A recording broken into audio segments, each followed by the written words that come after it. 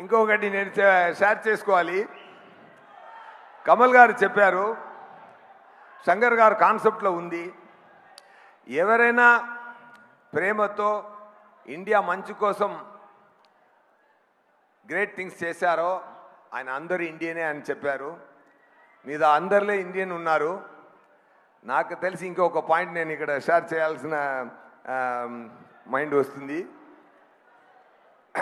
అలాంటి ఒక ఇండియన్ నా స్నేహితుడు deputy chief minister Pawan Kalyan గారు ఉన్నారండి.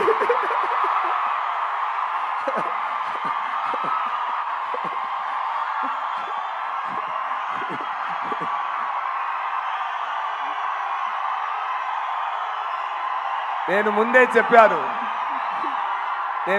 చెప్పాను ఒక్కరోజు నేను చెప్తాను,